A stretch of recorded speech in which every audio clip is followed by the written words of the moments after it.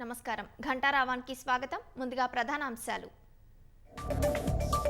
వర్షాభావ పరిస్థితులపై కేటీఆర్వి అర్ధరహిత వ్యాఖ్యలు. ట్యాపింగ్ కేసులో ఎవరిని వదలబోమన్న శ్రీధర్ బాబు.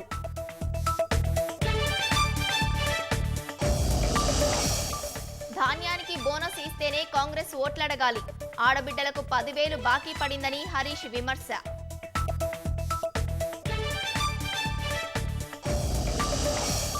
సిట్టింగ్ స్థానం నుంచి లోక్సభ బరిలో రాహుల్ గాంధీ.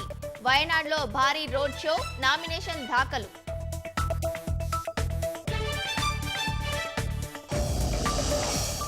కేజ్రీవాల్ వేగంగా బరువు తగ్గుతున్నారని ఆప్ ఆందోళన.